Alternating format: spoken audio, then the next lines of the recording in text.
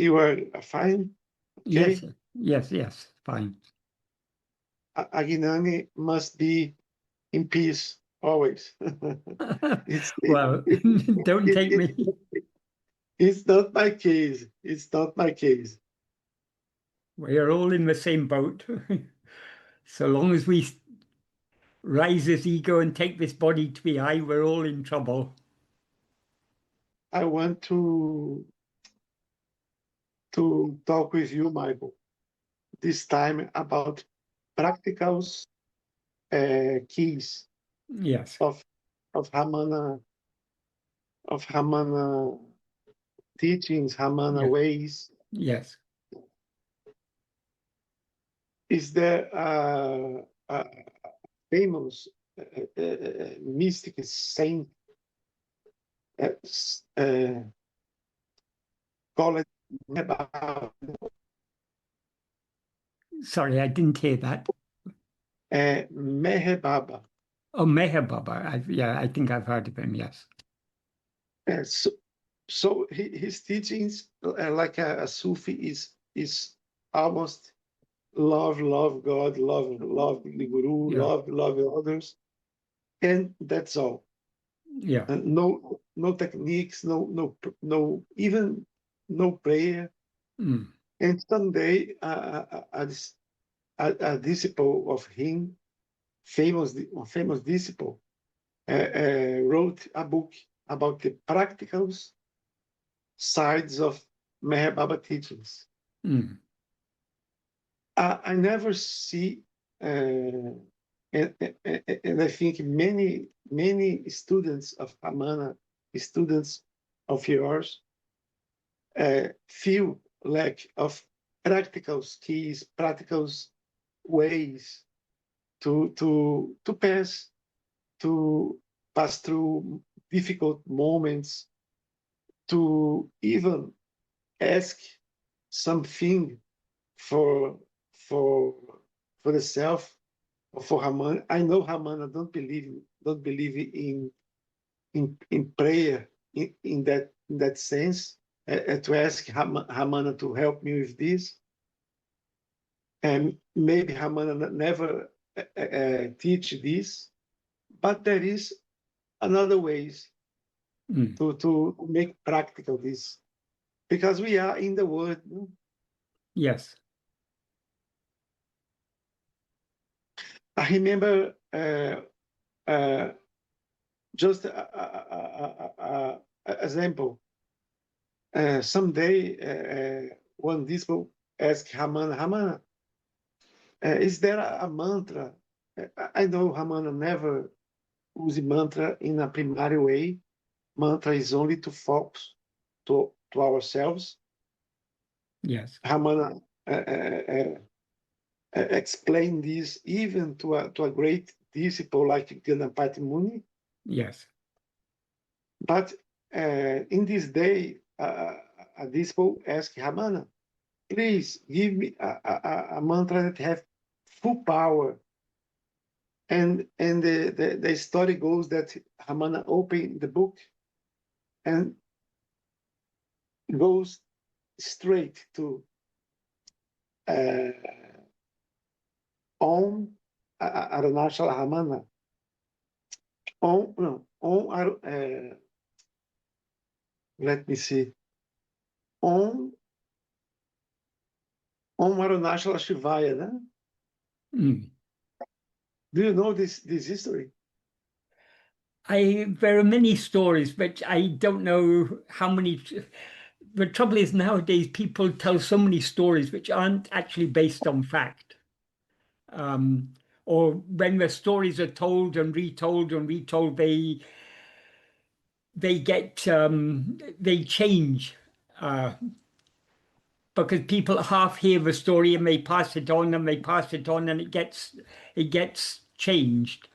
So a lot of the stories that people tell nowadays are not authentic stories.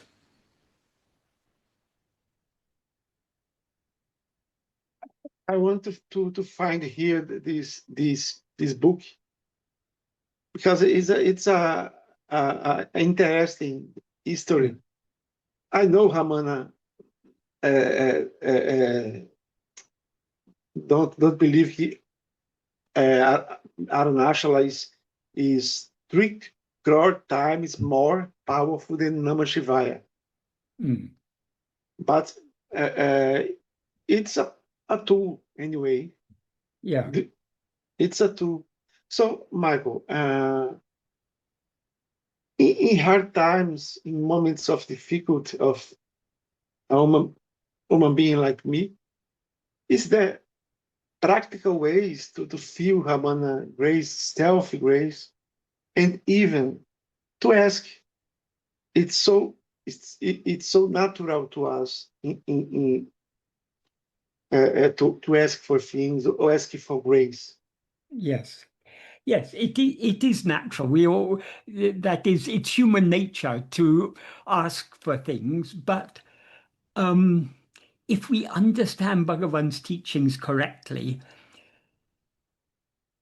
everything that is to happen in our life is already preordained. There's nothing we can do to change the course of events. We can want to change them, we can try to change them, we cannot change them. Bhagavan was very, very clear in this. And the note he wrote to his mother, he said, what is never to happen will not happen in spite of any amount of effort. What is to happen will not stop in spite of any amount of obstruction. This is certain. Therefore, being silent is good. Being silent means not rising as ego. So, in order to be silent, in order to remain without rising as ego, we need to hold on to self-attentiveness. That is the only effort worth making, because any other effort will not change anything. It'll just, all it will do, if we try, if we do any other type of effort, will just create, is just a fresh karma, so it creates fresh fruit. So the path Bhagavan taught us is to cut at the whole root of all of this. The root of everything is ego. Ego is the doer of karma and the experiencer of the fruit of karma. So if ego is cut, karma comes to an end. The means to root out this ego is to investigate what we actually are. But the point, uh, I was in so many religions, so many mystical ways, and uh, uh, it's in some way it's easy to me to keep silent and listen. But in moments of depression, moment of many worries, it's almost impossible to be silent. You could believe, Michael, you are Yeah. a Jinan.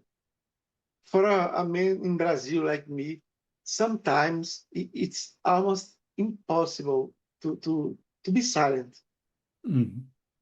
because we are uh, uh, passing through so many obstacles at the same time. Yes. And I, I am a woman. I am a human being, so it's not possible to keep silent in the midst of so many. Do you understand? That's the point. It Uh, it uh, it seems Atma-vichara, it seems difficult. It seems difficult because we allow ourselves to be carried away by all these things. But whatever difficulties we may be facing, there is an I that is experiencing those difficulties.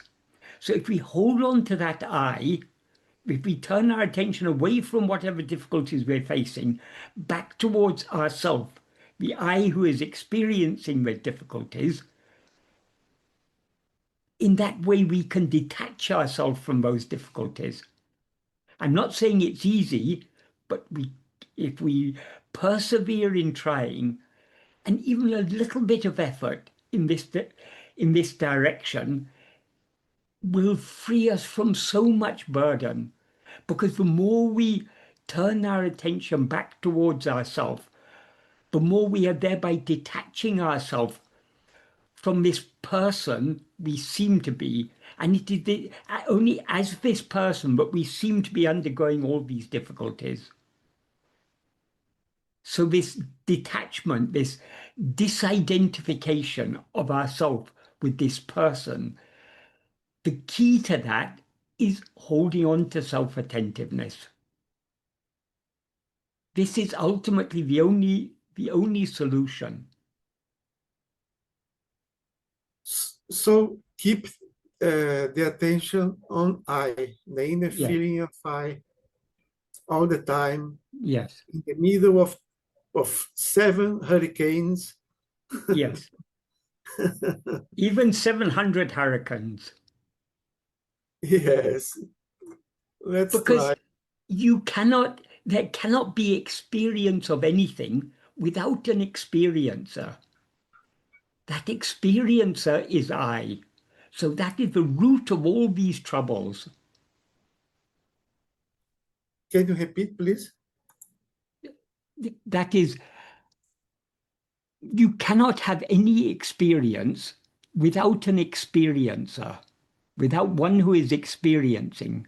That one who is experiencing is I.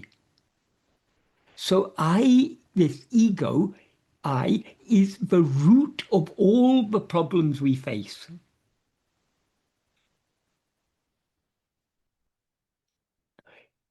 In sleep, we don't rise as ego, therefore we experience no problems at all. Sleep is a perfectly peaceful, contented state. Yes. The problem is we wake up again. So how to return to that peaceful state in such a way that we will never rise again as ego. When we say we wake up, we're not really waking, we're just rising as ego. This is not the real waking state. The real waking state is when is knowing and being what we actually are. That is the real awakening. And that is brought about only by self-investigation.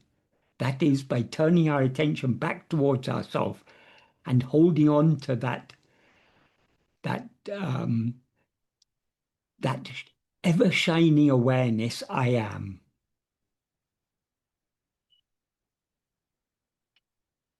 Yes. It's it's the sadhana. It's the sadhana Ramana teach. Yeah. Because ultimately this is the only solution. All other types of sadhana, at most they can purify the mind. But this self-investigation, firstly, it's the most effective means to purify the mind, and it's the only means to eradicate the mind.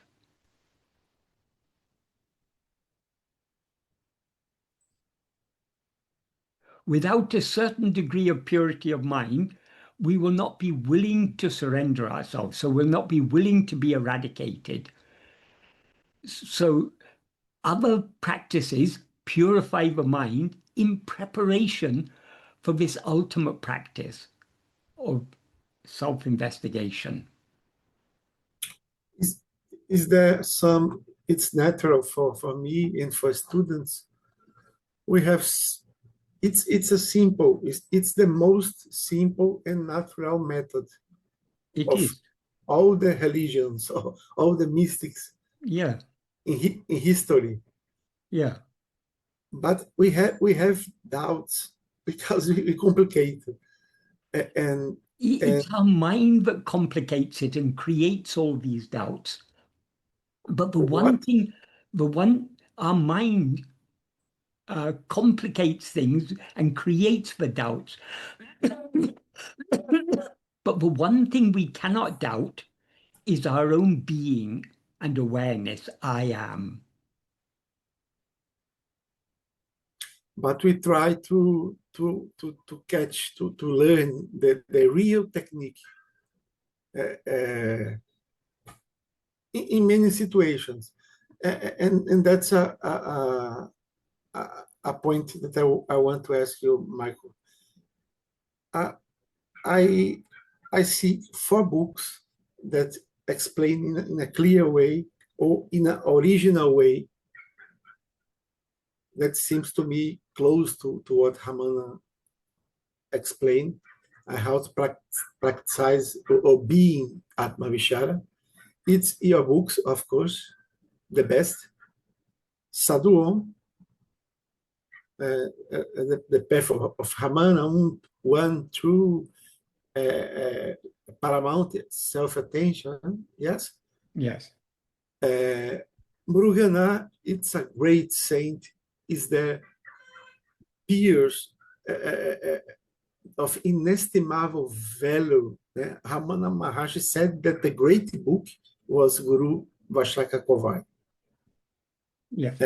But it's still it's poetic, so poetic. Yeah. And another book I find, another 2 books I find help in learning Atma-vichara is Anamalai Swami. Mhm. He gives some clues.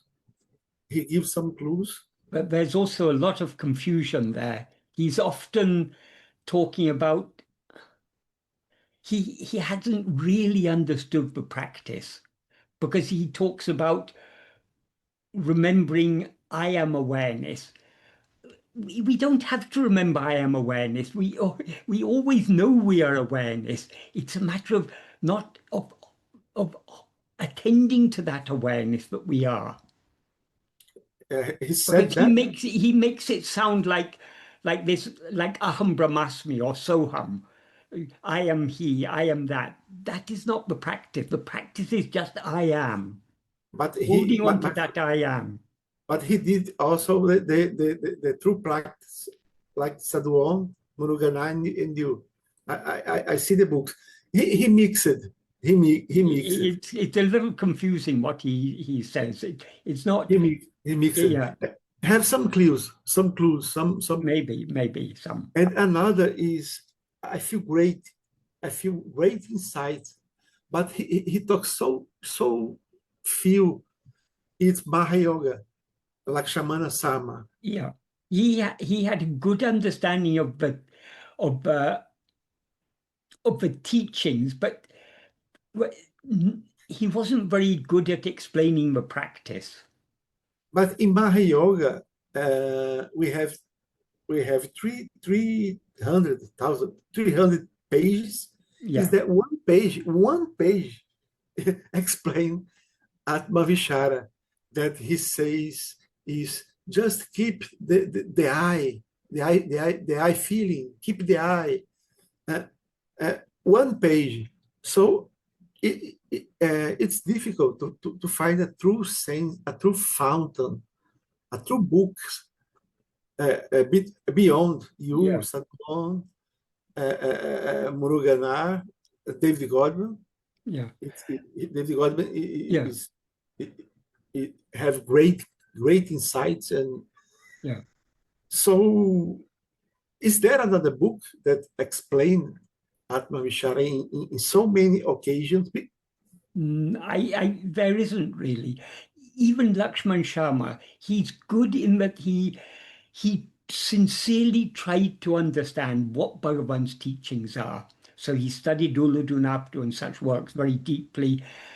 And so he tried to understand, but it's when it comes to the practice that he's not very good at explaining it. Because he talks of the quest. The quest means we're seeking something. But what is it we're seeking, but we don't know already? We already know I am. It's not a matter of looking for I, it's a matter of looking at I. That is, we need to recognize that what we are seeking to know is what we always know. We always know I am. But problem is we don't know what I am because we have mixed and conflated this fundamental awareness of being, I am, with a set of adjuncts, this person that we take ourselves to be. So in order to separate ourselves, to separate the pure I am from all these adjuncts, these limiting adjuncts that we mistake ourselves to be, we need to focus our attention on I am, on our being. That is not something we are not seeking. Well, in a way we can say we are seeking our own reality, but it's not, it's It's it's hard. seeking in the sense of, but we are trying to know clearly what we already know. We already know I am. The one thing we cannot doubt is our own being, our own existence. We can doubt everything else. Everything can be an appearance. The one thing that cannot be an appearance is I am. I am is our being and our awareness of being. That is and that's the basis of all our experience. Whatever we experience, I am experiencing it. So without I, there is no experience. So what is this I? That is what in order to find out what is this I, we need to attend to I. We need to attend to ourselves. But sometimes it's not so easy. You could believe, Michael. What makes it seem difficult, it is actually easy. Bhagavan has very clearly said it's extremely easy. What makes it seem difficult is we have so much liking, so much taste to know other things, so much inclination to know other things. So our mind is always going out trying to hold on to this or that. Yes. So it those that is what Bhagavan calls Vishaya Vasanas. It's the Vishaya, so Vishaya Vasanas means our inclination to attend to Vishayas. Vishayas means objects or phenomena. So anything that appears or disappears is a Vishaya. We are always attending to things other than ourselves. That's why Bhagavan gave us a very, very, very valuable clue in the form of a simple question: to whom? Whatever appears, to whom does it appear?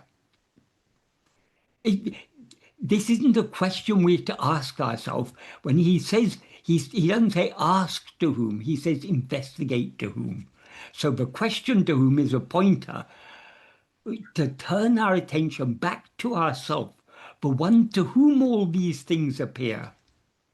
So all this difficulty, all the seven hurricanes you talk about, all the emotional turmoil of life, the financial turmoil, the relationship turmoil. There's so many things suffering can come in so many different forms. But to whom do all these things appear?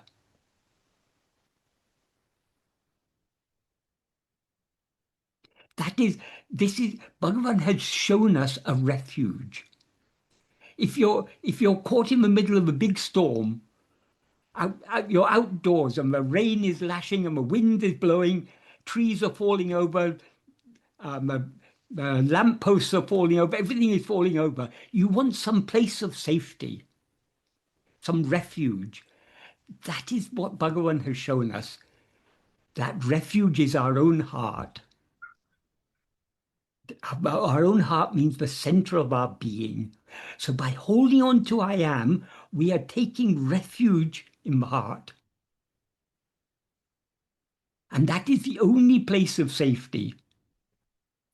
True, true.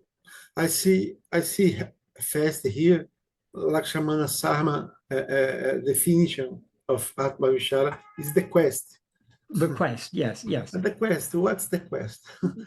Yeah. Because when you say quest, you're looking for something you don't know or you don't have. But the Yes, whole point of Bhagavan's teachings, we already know it. The one thing that we know more clearly than anything else is I am.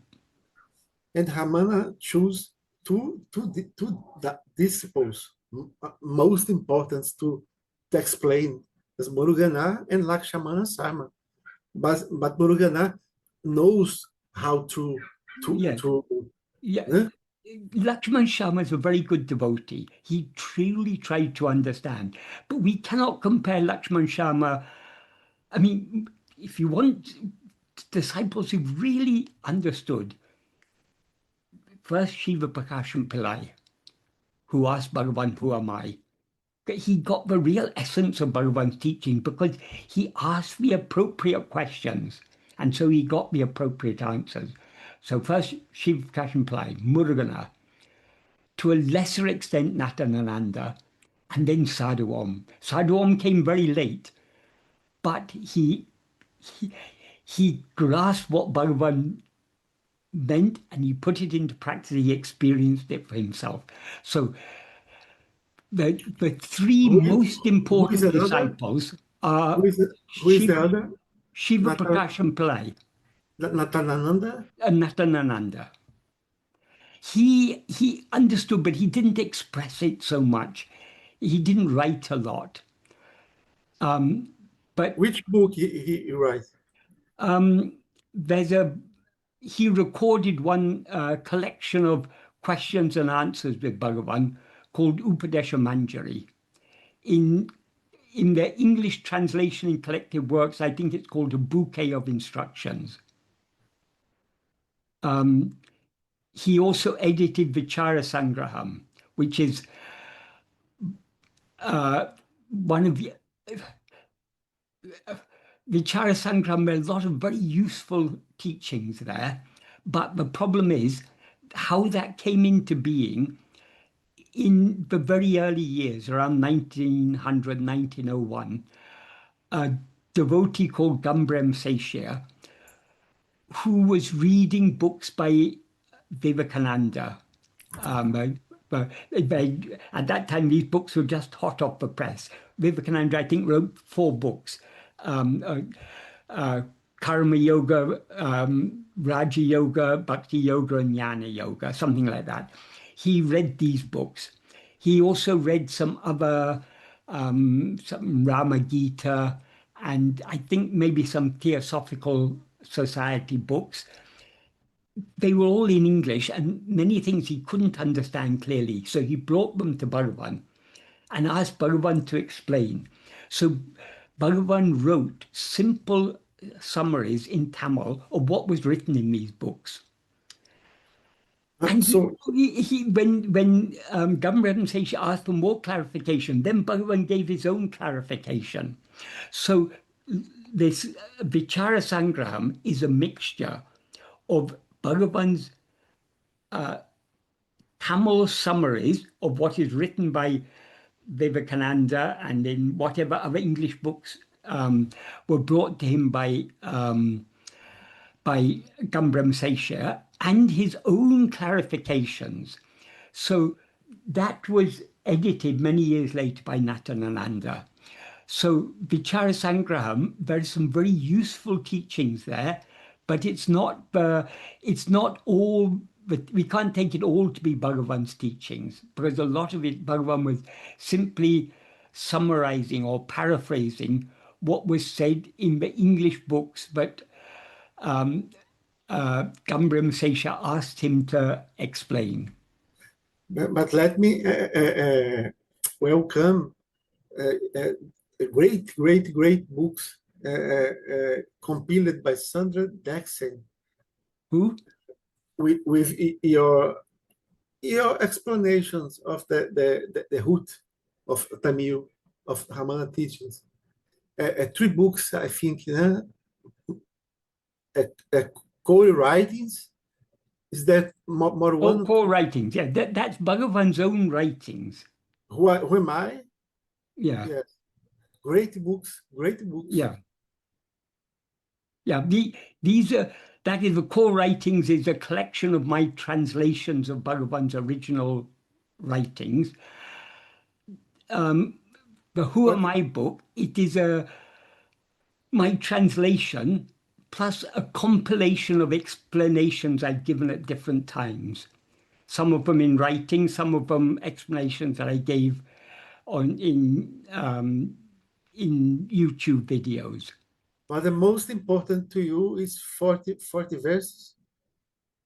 Well, I mean, 40, yes, 40 verses is, but there, there are several works of Bhagavan that we can point out and say these are the really, really important works. The 40 verses, Uludu Napadu, is certainly, but each is unique in its own way. The 40 verses, Bhagavan is really very clearly laying down the fundamental principles of his teachings. It's right the very heart of his teachings, we can say. Another very important work is Atma-vichara, Atma-vichara, the Song on the Science of Self. That also, I've written a detailed explanation, and that's been published as a book. And Upadesha Undya, the 30 verses, and Nana, and all of the Arunachal Stuti Panchakam, particularly for the Upadesha, Arunachal Ashtakam is very important. So, Yeah. but all of Bhagavan's original writings are important. Michael G. Yeah, Every saint, mystical avatar, Buddha, and so on, always, in some way, said that he listened to prayer, he listened to help, invocation of the sadhaka. I think even Buddha said that. Christ, in some way, say that. And another Gnani. So let's talk that way, okay? yeah, Even Shirdi Sai Baba, that Ramana. Do you know Shirdi Sai Baba? yes, yes. Ramana respected him, and how he always said, "Pray to me, light a candle to me." Is there another point in a difficult moment of our lives to ask something to Ramana or to self? That's the same thing, same Yeah. being. He, Um, he, he can be perceptive. yeah. Um, when we want to pray, we should think very carefully about what we should pray for. If we pray for this difficulty or that difficulty to be removed, that's not a very useful prayer, because whatever difficulties come are difficulties that he has given us for our own good. So telling him, please remove this difficulty, please remove that difficulty, that isn't what we should be praying for. What we should be praying for is the love to turn within and to hold on to self-attentiveness. If we want to learn how to pray, Bhagavan has taught us very, very clearly in Arunachal Stuti Panchakam, particularly in Aksharam, but also in other verses. He has, he has, he has, in the form of praying to Arunachala, he has shown us how we should pray. How we should pray means what we should pray for. Praying for removal of worldly difficulties is not the right thing to pray for. All these worldly difficulties occur only because we have risen as ego.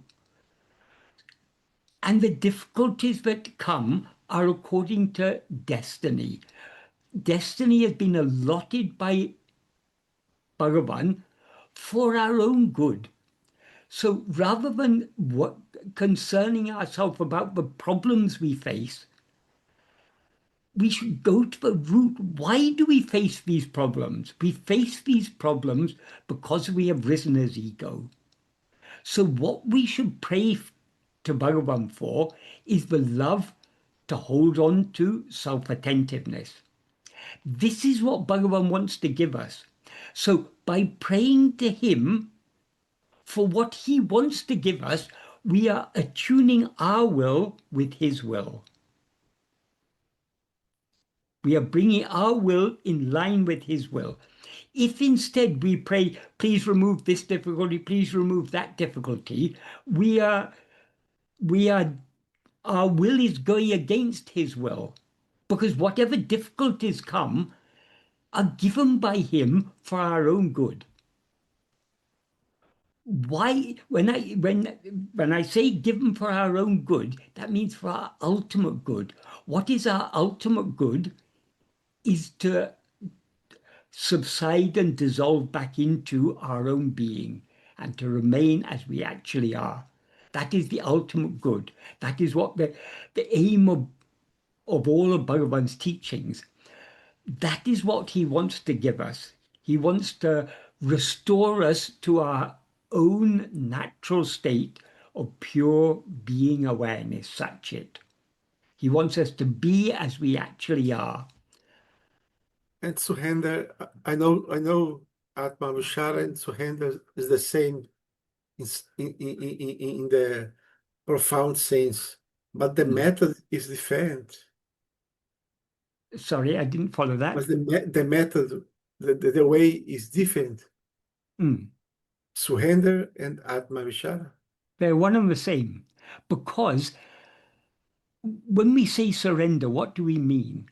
Surrender means the subsidence of ego. How to bring about the subsidence of ego? By self-investigation. It's by holding on to self-attentiveness and thereby subsiding that we surrender ourselves completely to him. He has made this very clear in the first sentence of the 13th paragraph of Nana.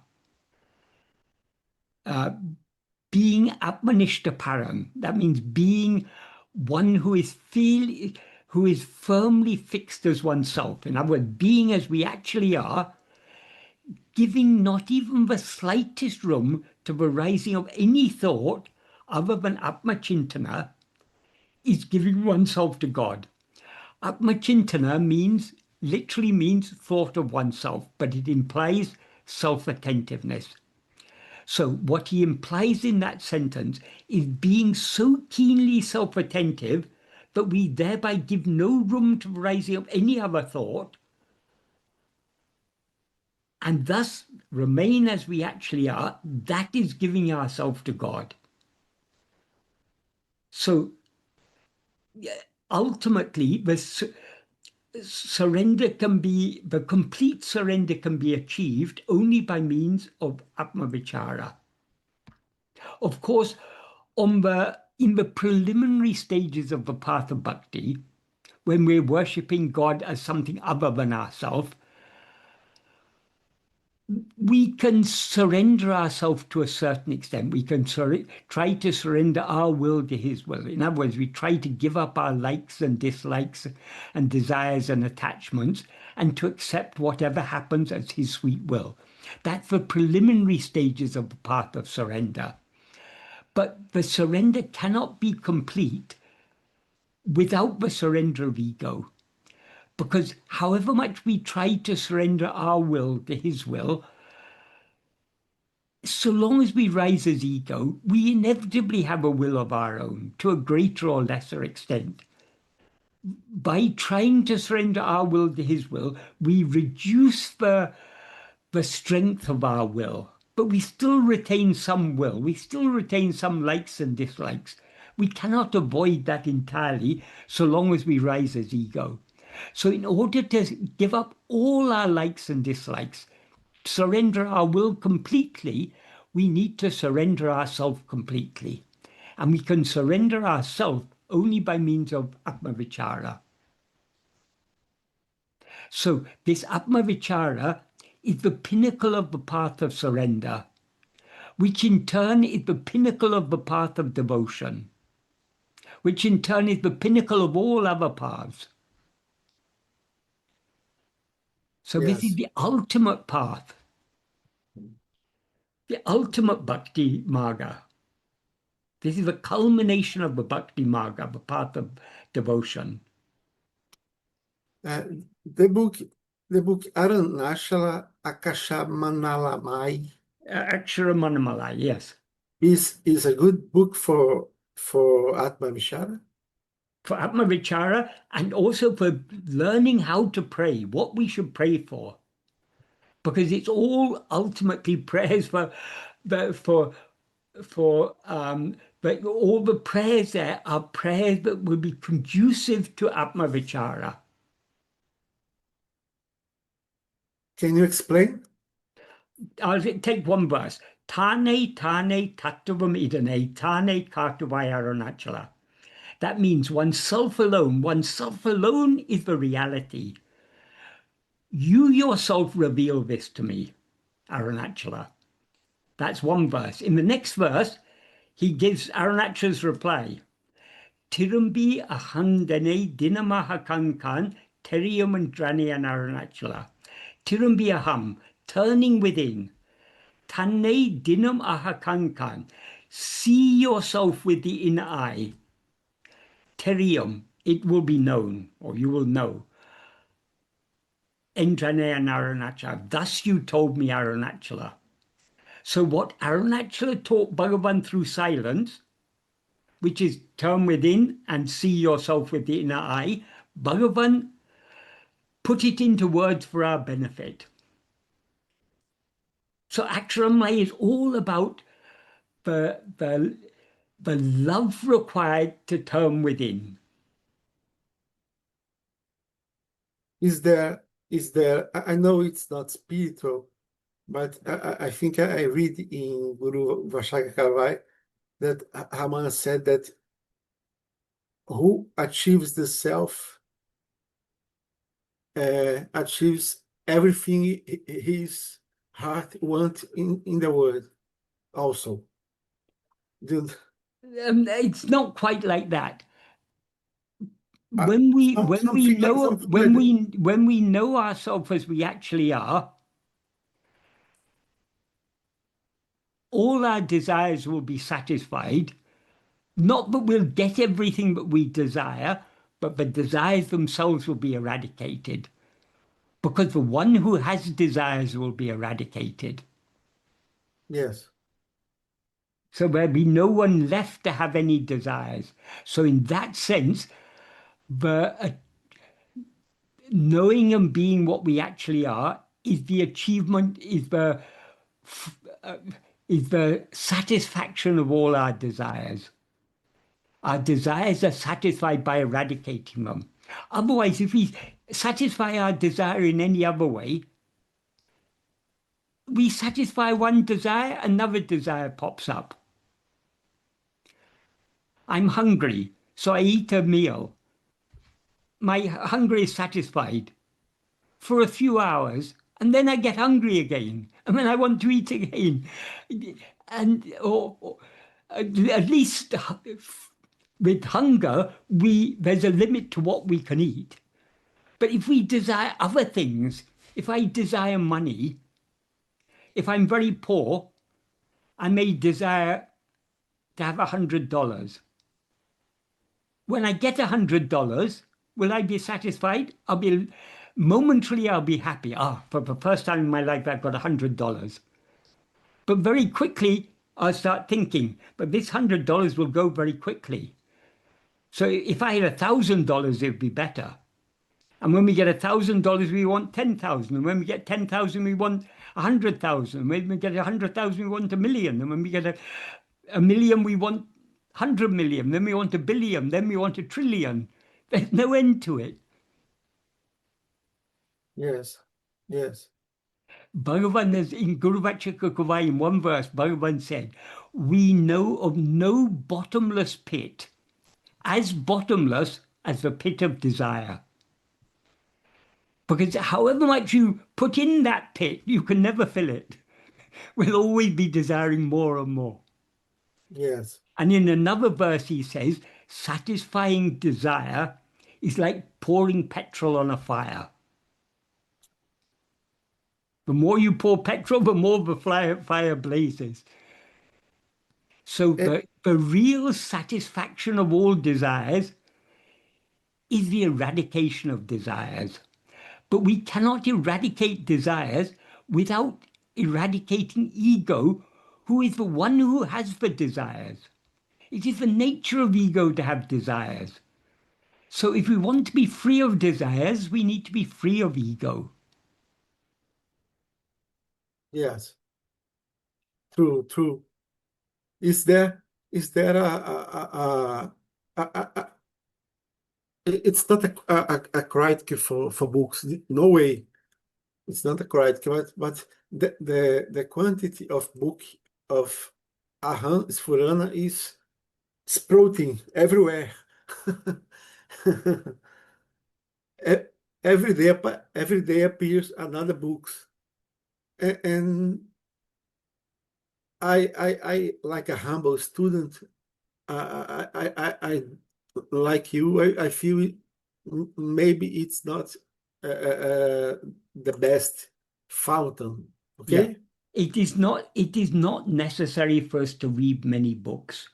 What we need to do is to focus on the most important of Bhagavan's own original writings, supplemented by Guru Vachakakavai, Partha Sri Ramana, a few books like that. That is sufficient. In Only, fact, only, yes. even if we didn't have Guru Vachakakavai and Partha Sri Ramana, everything that we need is in Bhagavan's own original writings. The trouble is, we can read those without fully grasping what the implication of what Bhagavan is saying there.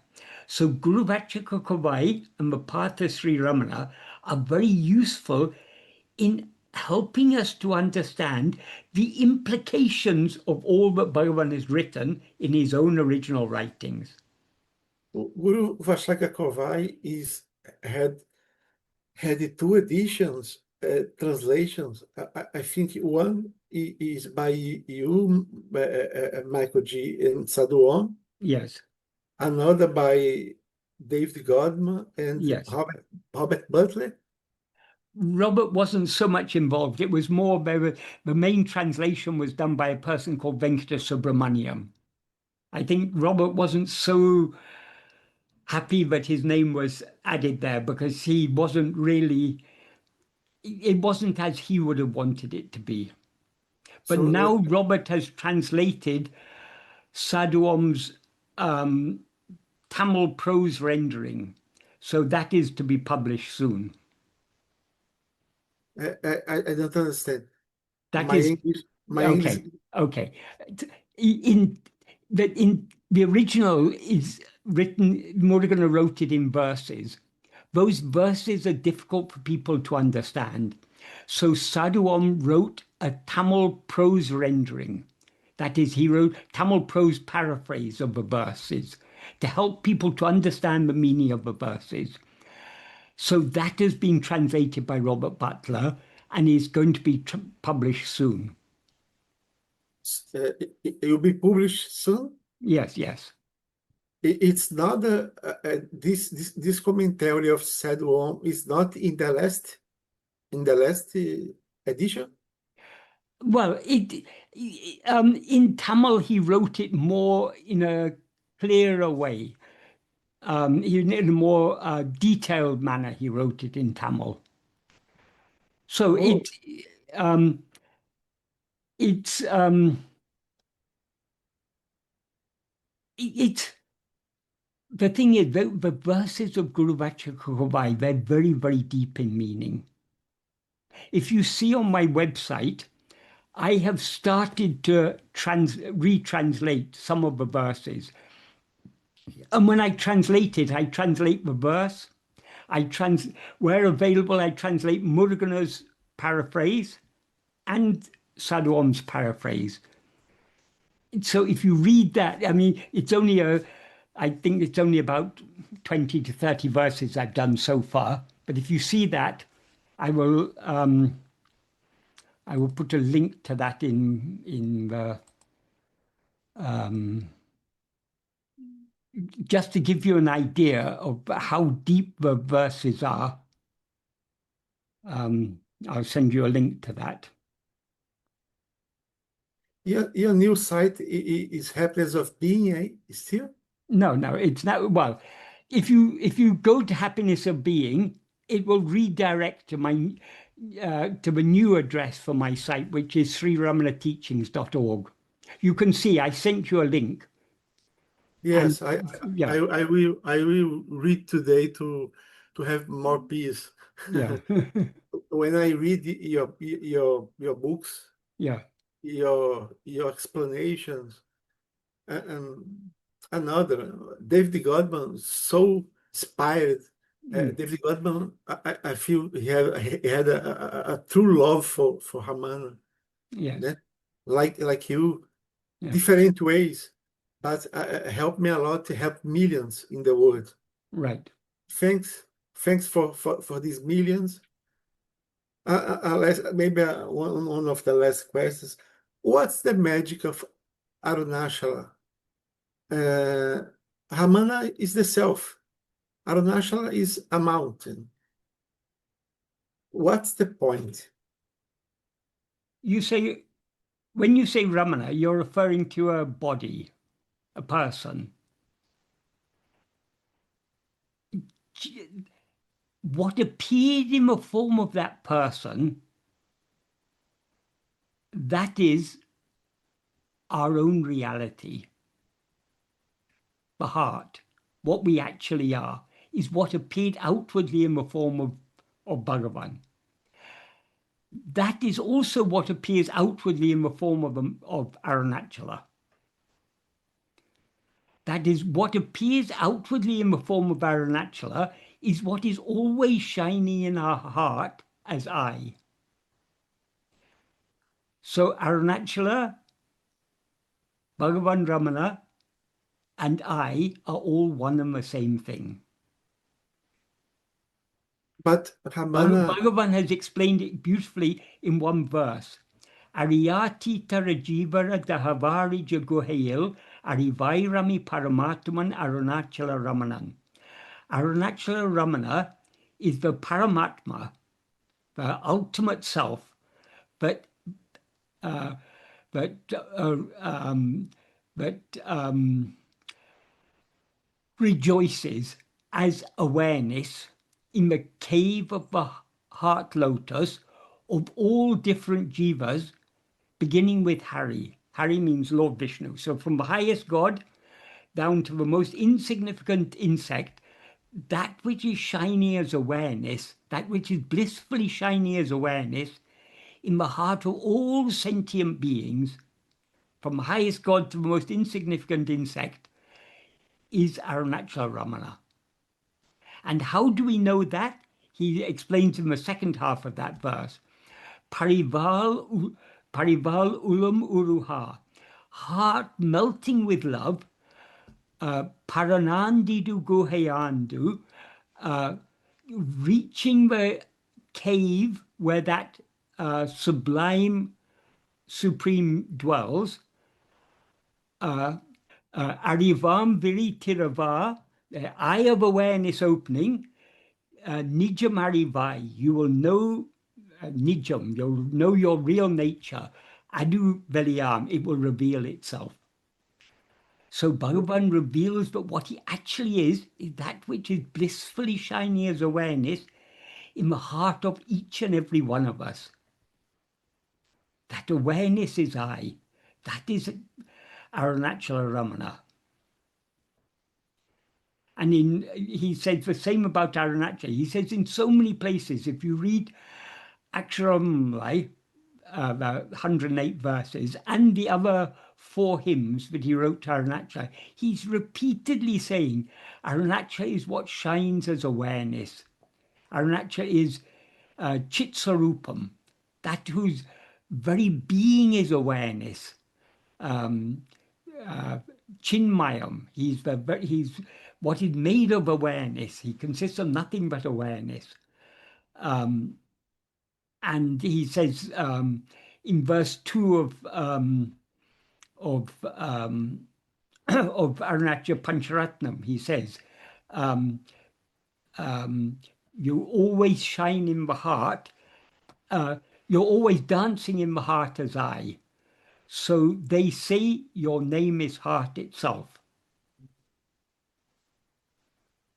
So that is what Arunachala is. Though outwardly, just when we see the form of Bhagavan, the body is, as Bhagavan said, the body is jada, it's devoid of awareness. But when we look at the form of Bhagavan, we see some light shining through that.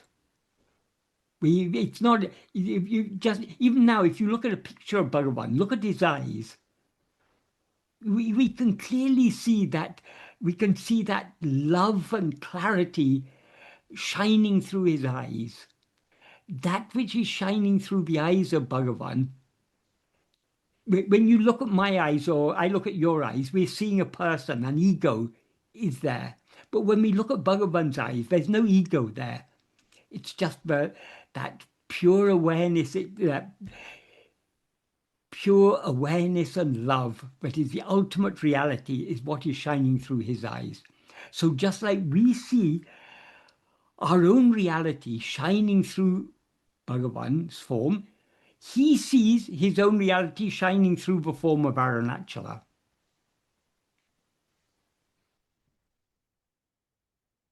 So it's so simple, so simple, so natural, so easy. No Yes, tools, no magic, yes, just just being, no exactly. no prayer. But there's no greater magic than just being. No, maybe be is the great magic. Yes, we don't Uh, need any other magic. If we could uh, just be, that is the greatest magic of all. it's I will make a last comment. Uh, I know that it's a philosopher so polemic, so make it called Martin Heidegger. Yes, Do you know? yes, I know. Uh, uh, Maybe he is the greatest philosopher of the 20th century, the greatest. But he had polemic with politics. But he's not a great philosopher because he talks about being as if it's something external. We ourselves are being. If we want to know what is being, we need to know who am I. It's our own being. Because But but how he all had a passion. the world He quested the being. He quested the being, the sign. In another way, maybe he had a insight. He feels the most important thing in the world is the being. is a being, but does he recognize, okay, being means existence. What exists? Now this world seems to exist. Because Martin Heidegger, he clearly believed in the reality of the external world. So he didn't really understand how the external world seems to exist. In whose view does this external world seem to exist? It seems to exist only in the view of ego. In the absence of ego, there is no external world. In, in, Yes, in sleep, when ego dissolves in sleep, the world dissolves along with it. Has anyone seen the world in sleep? No. We are aware of ourself in sleep, but we're not aware of anything else. Why? Because nothing else exists in sleep. It's clearly said in it's beautifully said in I think in the Brihadaranyaka Upanishad. In sleep, nothing is seen. Why? Because there's nothing to see there. Nothing is heard. Why? Because there's nothing to be heard there. In sleep is a state of pure being. When we rise as ego, we project this body, and through the five senses of this body, we project the world. Because we take the body to be I, the body seems to be real. And because the body is a small part of this world, the whole world seems to be real. But this world seems to exist only in the view of ego. So the world derives its seeming existence from the seeming existence of ourself as ego.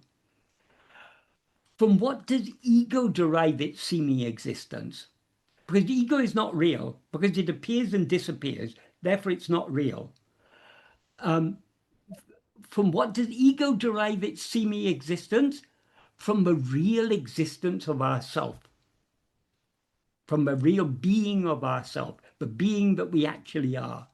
So the only real being is our own being. As Bhagavan says in Nana, Yatatmai Uludu Atma-sarupamandre. What actually exists is only Atma-sarupa. Atma-sarupa means what we essentially are, what we actually are. So if Martin Heidegger didn't come anywhere close to understanding that. No, I just it's just advance. He put the feeling of being most important than thought. Is being a feeling? A feeling is something vague, but one thing that is more clear than anything else is our own being. I am. It's not just a feeling, it's clearly shining. It's Swayam Prakasha. That means it's self-shining being. This is the point. It's an important point because the best definition, I think, is David Goldman. Keep the inner feeling of I, but at the same time, But it's a very feeling vague when you talk about a feeling of I. Is that feeling like, are you a feeling? feeling it's outside of me. Yeah, a feeling is something that is felt, but who is feeling that feeling? That is I. I is not just a feeling. It is a shining awareness, clearly shining awareness. By the light of that awareness, everything else shines. So to call it But a feeling is David Goldman devaluing it. It's in this way, but the word feeling, it's dangerous. yeah, the feeling is very uh, feeling suggests something that's very vague and not entirely clear. But there's nothing that is clearer than the shining of I, the shining of our being. It's possible to keep the inner being, keep the inner concert, inner be, even take care of a son of 3 years that is shout, or maybe with the love of our life. Yeah. It's possible. Whatever you experience, nothing can be experienced without I. I is, like Bhagavan said, it's like the screen in a cinema. Whatever pictures may appear, you may be watching a love story or you may be watching a war, or so many things you may be watching. You may be But watching a great flood or a raging fire, but the with the screen love remains with ever the love untouched. of our life, a child of 3 years, it's a subcurrent. Okay, the love of our life. Who loves whom? I love her. What is that I that is loving? From where does that love arise? It arises from I. Yes, So we need to go back to I. Then we will find the real love that embraces all.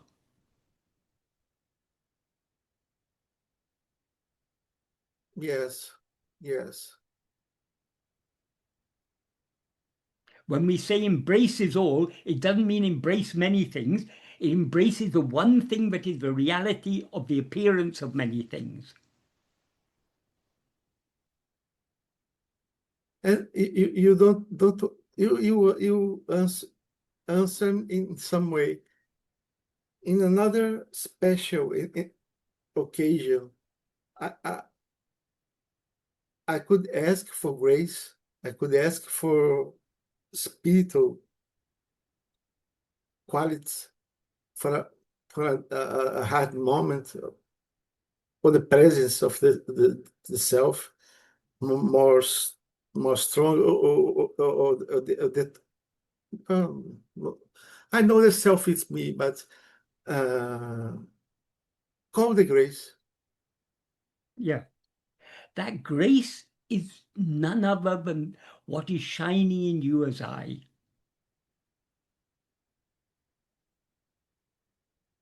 Grace is our own being.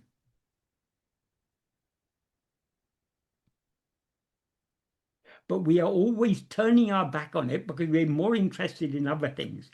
If we want to, if we want to be swallowed by grace, we need to turn back within and give ourselves entirely to that grace that is ever shining in our heart as I. Let me ask one thing more. It's important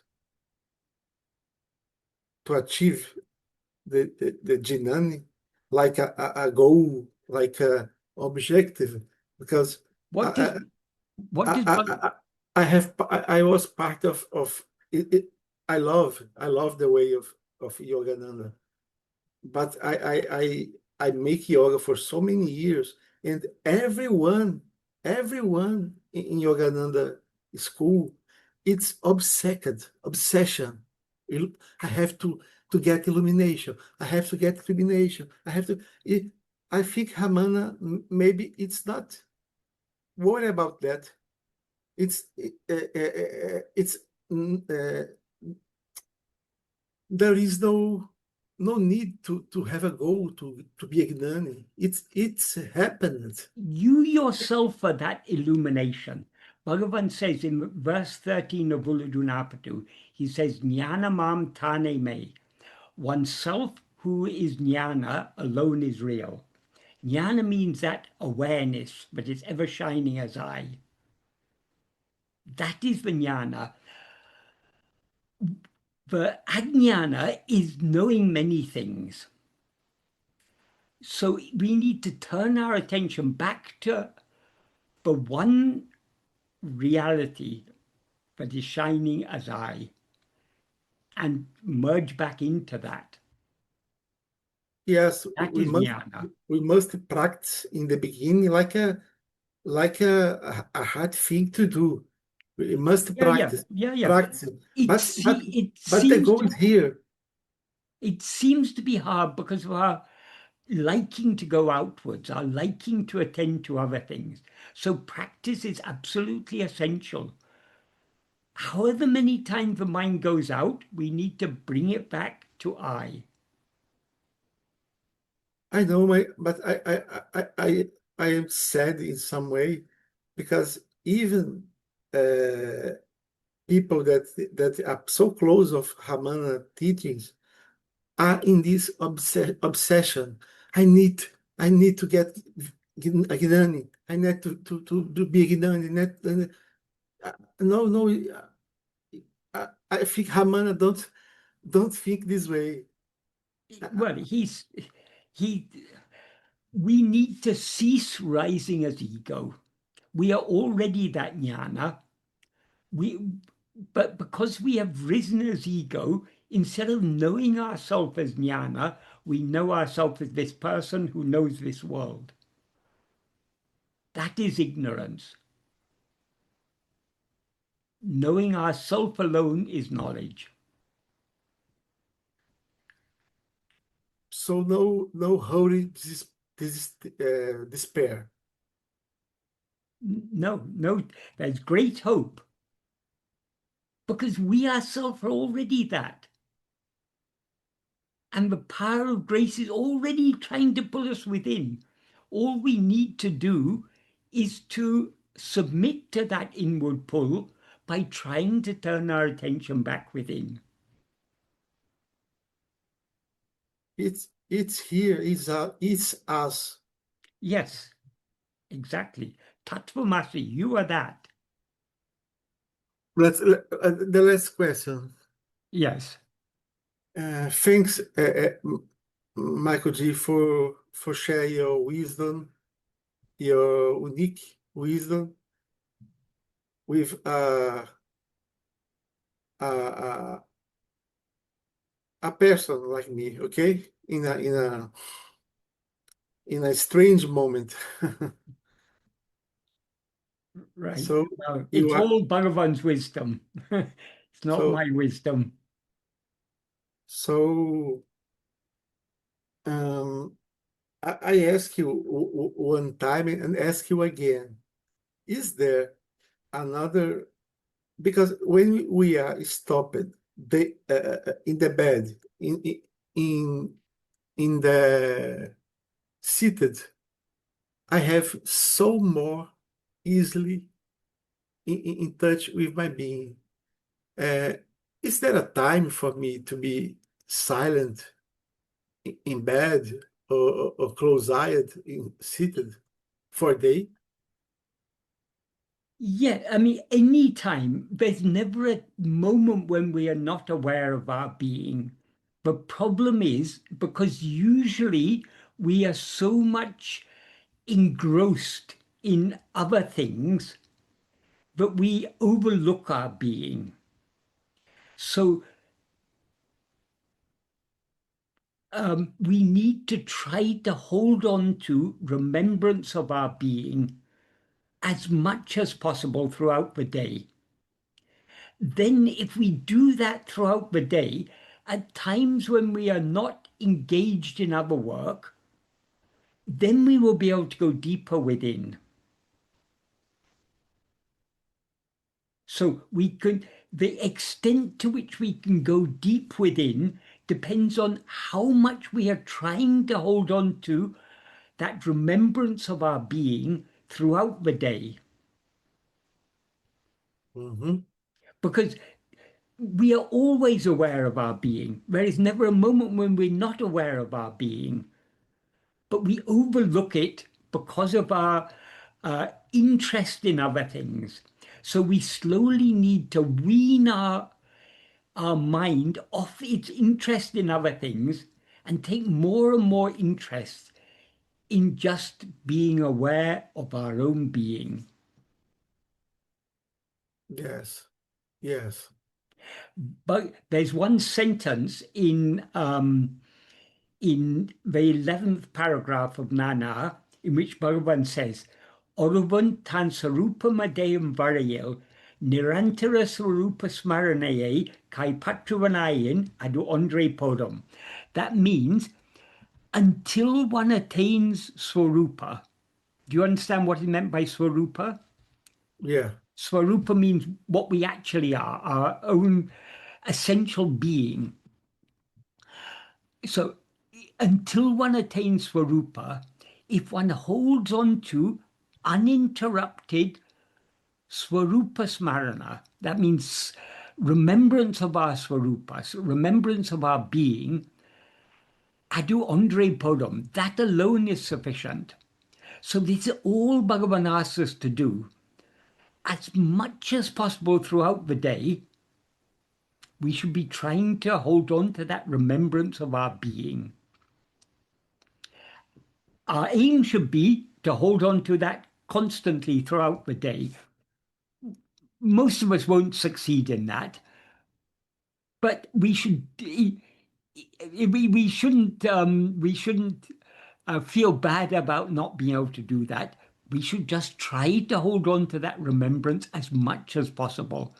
The more we hold on to that remembrance, the more the mind will subside, and we will gain the strength to go deeper and deeper within. Let me ask you, now is really the last question, but Yes, it's so close. We are living in Brazil yes, so hard time yes, economic, and everyone is passing for a difficult situation. yes, And I remember Christ, someone asked him, Lord, if we are worried about pay the accounts, pay about clothes, about shoes, about how to eat, and Jesus said, uh, forget about it. The Lord will take care, something like yeah. that. In the Sermon on the Mount, he says very beautifully, Uh, see is the see the flowers in the field, see the birds in the air. yes. The So Lord God is providing for them. Will he not provide for us? So take no thought of the morrow, for the morrow will take thought of itself. even making Atma-vichara so many times. Yeah. If that is, instead of worrying about all these things, money comes, money goes. Some days we have food, some days we may not have food. All these are part of the ever-changing circumstances of life. None of these are permanent. Today we may be very poor. Tomorrow we may have a lot of money. The next day we may lose all our money. None of these things are permanent. Last month, Elon Musk became a trillionaire. Then he lost a few billions and he went back to being a mere centibillionaire. None of these things are permanent. One day he may lose it all.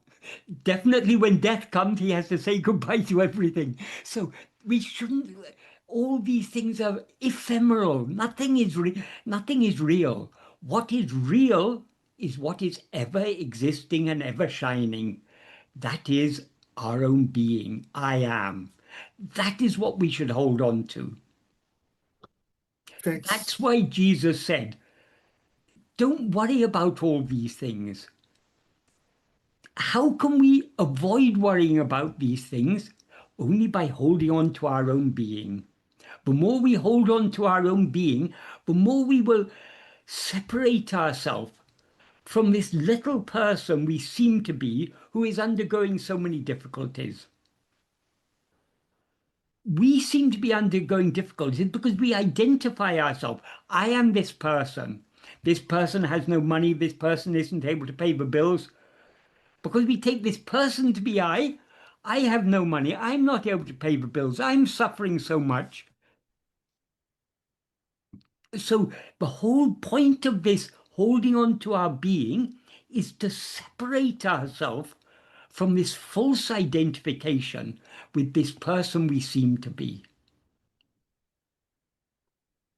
Thanks, Michael. Great lesson. Great lesson. That is all Bhagavan's teach.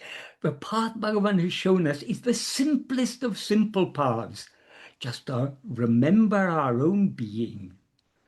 The one thing that we know always, the one thing that is always shining.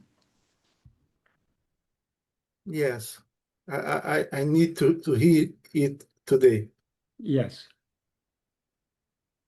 So And that thanks. one thing that is always shining, we are that. That is ourself. It's not something other than ourself. It's our own being that is shining. Yes.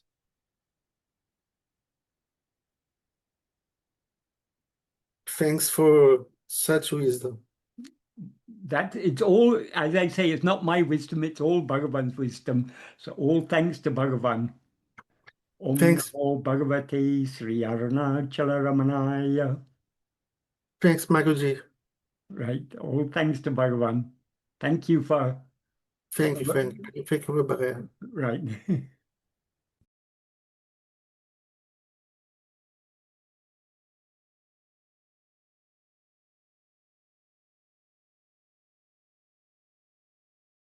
It's so simple, so direct.